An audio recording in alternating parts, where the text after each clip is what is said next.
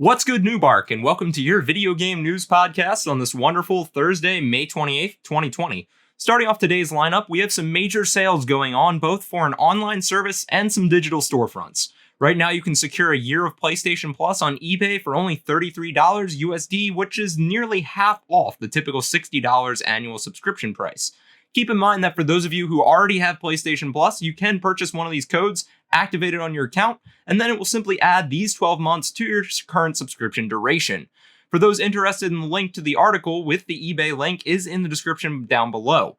For our other major sales, we're going to switch over to the PC gaming space, where Good Old Games has kicked off their summer sale with over 3,000 deals going on right now, including games like Divinity Original Sin 2, which is an excellent co-op RPG for just under $23, XCOM 2 for $15, and Ori and the Blind Forest for $10.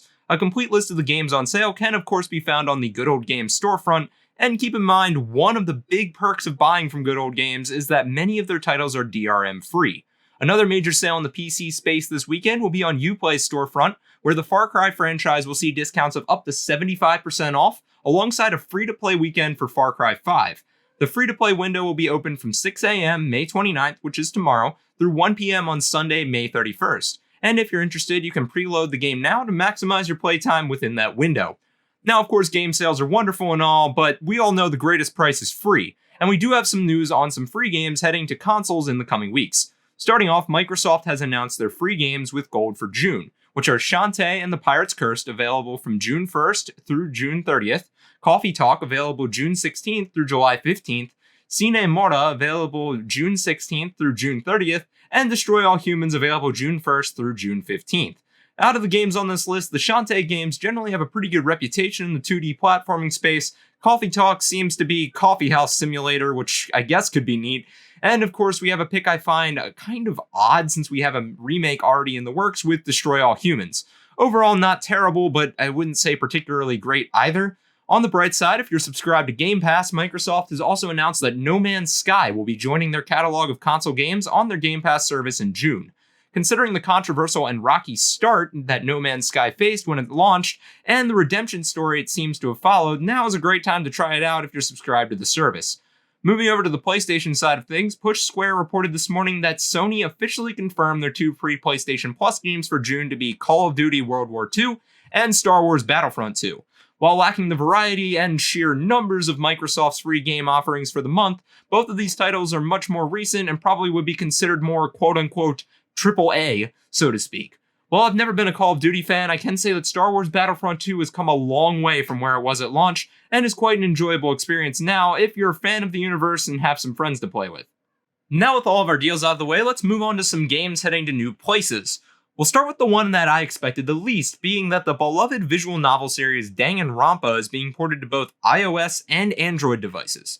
Currently, only the first game in the series is available on these platforms for $16 on Apple devices and $18 on Android devices, but the other two games will be coming with time. While I've yet to play these cult classic games focused around a malevolent teddy bear and solving classroom murder trials, I've heard nothing but good things from friends, and part of me dies a little bit every time I see another part of my Vita backlog of games become no longer a portable exclusive, especially when it's on mobile of all things. But on the bright side, this is great for allowing a whole new audience to experience the series, even if I would have preferred a Switch port over this. If you're interested in giving these games a go, however, the trilogy along with the side game are all available right now on PC, PS4, and of course my beloved PlayStation Vita. Speaking of games that were once exclusive to PlayStation, Quantic Dream's Detroit Become Human, Beyond Two Souls, and Heavy Rain all launched on Epic Games Store last year for PC. But if you're stubborn like me and prefer buying your PC games through Steam and Steam alone whenever possible, they're all coming to Steam on June 18th, with demos available right now to go ahead and see how it runs on your rig. Shifting over to the console space, Square Enix has officially announced that the remake of Final Fantasy Crystal Chronicles will be released on August 27th this year for PlayStation 4, Nintendo Switch, iOS, and Android devices. The game will feature online multiplayer for up to 4 people, and looks quite nice, but based on the screenshots, I wouldn't expect anything near the amount of work put into other recent Squeenix remakes, such as the Trials of Mana and, of course, Final Fantasy VII being the big one. That being said, Squeenix has promised new areas inside of dungeons to provide some fresh experiences even for those who played the original on the GameCube. On a final note for ports and remakes, pre-orders are now live for Catherine Full Body on the Nintendo Switch eShop, which is set to launch on July 7th, 2020. Keep in mind though with this one that you do get an exclusive sheep keychain if you pre-order the game physically, and as of this morning, those pre-orders are still available on Amazon. Let's move on over to some PlayStation news going on right now, starting with The Last of Us Part 2 State of Play that took place yesterday to show off gameplay, more of the world, and some thoughts of Naughty Dog's own Neil Druckmann. While I've yet to watch the State of Play myself, since the original Last of Us is part of my frightening backlog, and I don't want any potential spoilers for that game, most reactions I've heard seem to be positive towards the gameplay, even if the leaked story beats from a few weeks ago are, divisive, to say the least. That being said, apparently there was a PlayStation Vita being played by one of the characters in the game, which in and of itself is enough reason to watch it if you ask me. After all, the Vita is, awesome. Despite the State of Play taking place yesterday, I feel like it might have been slightly outdone by the sudden upsurge in rumors being reported by multiple outlets such as Bloomberg and VentureBeat, amongst others, about how the long-awaited PS5 reveal event is supposedly coming next week on June 3rd. Despite the event not being officially confirmed by Sony, with the many sources that have all attested to June 3rd being the day, I would say it's a pretty safe bet at this point. As for what to expect from the event, Push Square reported on how Alana Pierce of Kinda Funny Games stated that Sony has denied many opportunities before to put on events because they didn't believe they would be professional enough, as they wanted something of true full studio quality. This seems to indicate that Sony is taking the event very seriously, as they're refusing to accept the kind of at-home quality many parts of even Microsoft's Inside Xbox event from a few weeks back had. When we couple this demand for quality together with the rumors around big PS5 exclusives possibly being announced at a PS5 event such as, a sequel to Horizon Zero Dawn, maybe a little Silent Hill, and a Blue Point remake that probably starts with Demon and ends with Souls, and we have all speculation pointing to a Sony that is going into their full console reveal, guns blazing, with what could be a lot to get fans excited about. Speaking of things that were quote-unquote industry-shattering, remember those back button attachments for the DualShock 4 controller that came out a few months ago?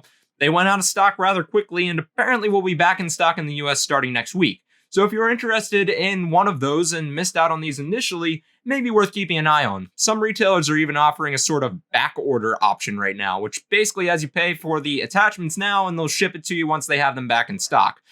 Oh, and since we mentioned Silent Hill before, if you're a fan of Dying Light and Silent Hill, there is a Silent Hill DLC coming to Dying Light on June 16th, which will feature a map from the first Silent Hill, Pyramid Head from Silent Hill 2, and the protagonist from Silent Hill 3.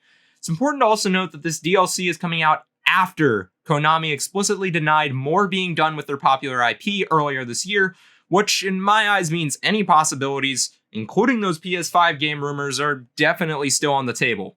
Let's flip over to the Microsoft side of things now and talk about one of the features that they have done really well with this generation, being backwards compatibility.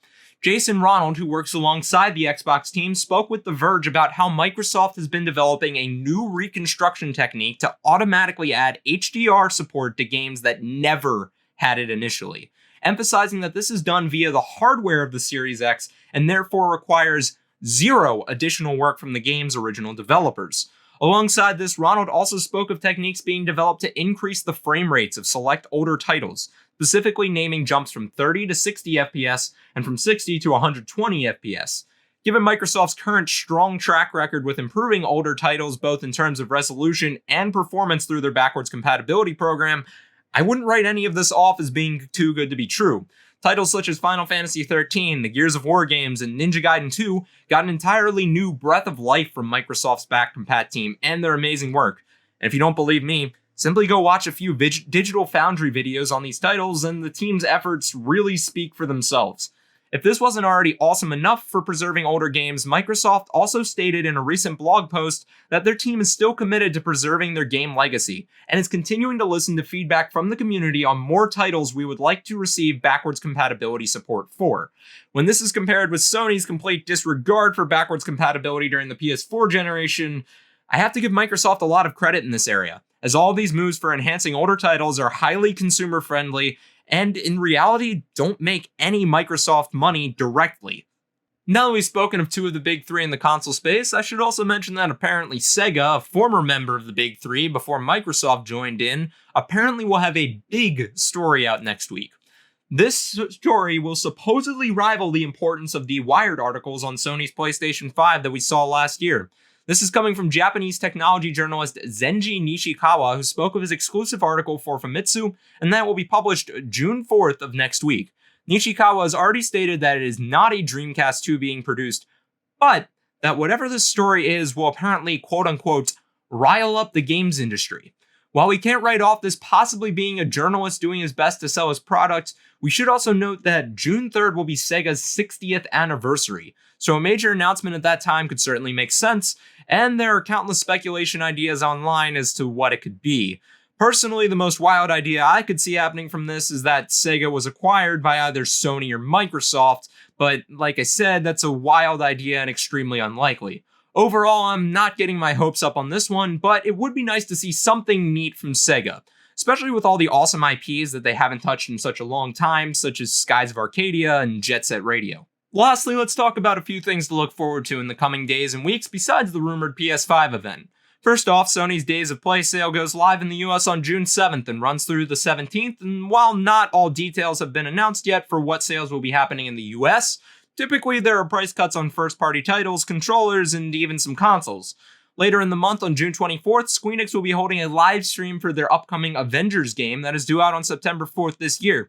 The stream is supposed to detail new information about the story and gameplay, which hopefully looks better than what we initially saw, as I and many other Marvel fans weren't overly impressed at the game's initial reveal. A lot of people even called the character models as things like MCU stunt doubles. It's also worth noting that if you were really curious about the game, an achievement list apparently did leak on the internet, as things often do, that reveals heavy story beats including other major character appearances. So maybe this can answer some of your questions about the game. If the live stream doesn't, I don't know. I'm honestly still a bit confused as to how this game will work, since it's supposed to be a live service game, but also seems to be story driven with a very specific set of characters in mind, so maybe it's like superhero Borderlands with live service elements or something like that. We'll have to wait and see for sure. Along similar lines, Outriders, a game being developed by People Can Fly for the Series X and PS5 this holiday, got its first episode in a monthly broadcast today that was focused on gameplay, character classes, and the world of the game. Personally, it's not a game I'm interested in, so I haven't watched it, but it's out there if this boats your float. Lastly, for today, Squeenix has also announced a new trilogy of Dragon Quest games for the series' 34th anniversary, centered around the Dragon Quest manga series known as The Adventures of Dai. One will be heading to smartphones, one to arcades, and one to consoles, though they have yet to specify which consoles they're talking about.